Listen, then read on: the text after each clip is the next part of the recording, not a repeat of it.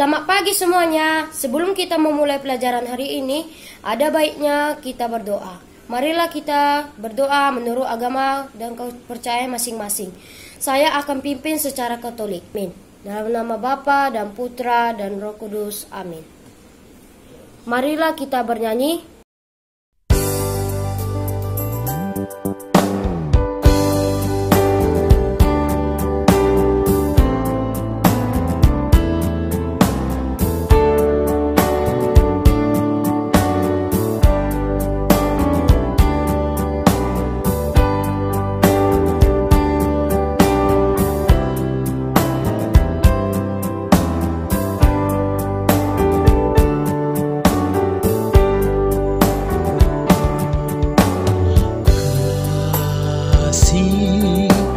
Pasti lemah lembut,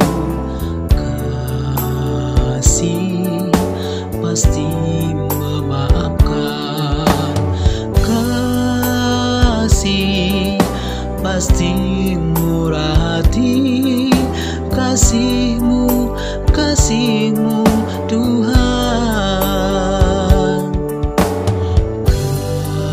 kasih pasti lemah lembut,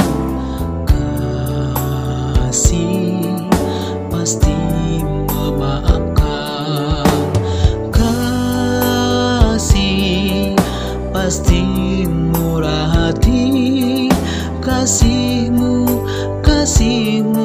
Tuhan. Ajarilah kami ini saling mengasihi, ajarilah kami ini saling mengampuni, ajarilah kami ini kasih-Mu ya Tuhan, kasih-Mu kudus tiada batasnya.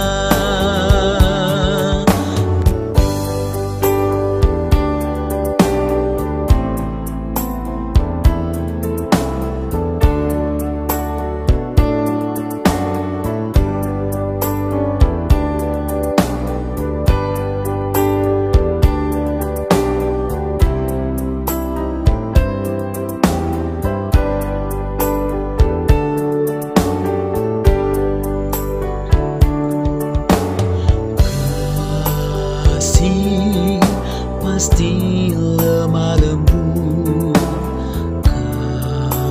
kasih pasti memaafkan, kasih pasti murah hati, kasihmu Tuhan.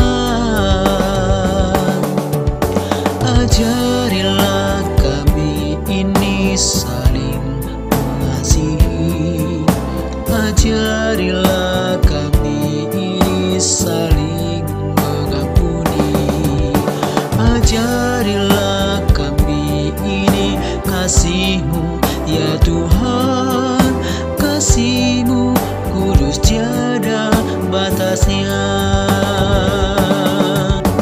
Ajarilah kami ini saling mengasihi, ajarilah kami ini saling mengampuni, ajarilah kami ini kasih-Mu ya Tuhan, kasih-Mu kudus tiada batasnya, kasih-Mu kudus tiada batasnya.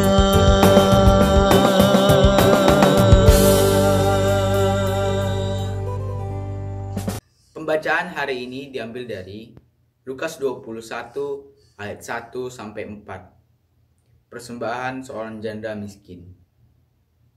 Ketika Yesus mengangkat mukanya, ia melihat orang-orang kaya memasukkan persembahan mereka ke dalam peti persembahan. Ia melihat juga seorang janda miskin memasukkan 2 peserka ke dalam peti itu. Lalu ia berkata, "Aku berkata kepadamu, sesungguhnya janda miskin ini memberi lebih banyak daripada semua orang itu. sebab mereka semua memberi persembahannya dari kelimpahannya. Tetapi janda ini memberi dari kekurangannya, bahkan ia memberi seluruh nafkahnya. Demikianlah Injil Tuhan. Renungan untuk kita. Saudaraku terkasih, kita mengenal pepatah Latin do ut des. Artinya, saya memberi supaya saya diberi. Secara manusiawi, hal ini tidaklah buruk, asal orang yang diberi itu membalasnya dengan ikhlas. Kebijaksanaan dalam pepatah ditunjukkan untuk mengingatkan orang yang hanya bisa meminta dan tidak pernah memberi. Memberi dalam sebuah persembahan pun kadang tidak luput dari nuansa paket do ut des. Kapan memberi itu disebut persembahan? Ketika pemberian itu tidak didasarkan pada harapan agar dibalas, tetapi pada cinta kasih dan iman sejati. Kita memberi dengan kerelaan hati. Selanjutnya kita serahkan kepada kehendak Tuhan. Kapan kita akan menerima dan dalam bentuk apa? Kita dapat menerima kebaikan Tuhan yang mempunyai cara sendiri untuk mengganjar orang yang bermurah hati. Bahkan untuk yang berani bertaruh akan kebaikan Tuhan, yakin suatu saat akan mendapatkan anugerah lebih besar berlipat ganda. Persembahan hati mempunyai nilai ilahi, yaitu dengan memberi sesuatu yang berharga, berarti kita mengumpulkan harta di surga. Memberi adalah tanda kasih, indah namun menuntut kurban. Namun, ada rasa sakit di dalamnya, karena memberi berarti melepaskan sesuatu dari yang dimilikinya. Semakin berharga yang kita lepaskan, semakin berat rasanya memberi.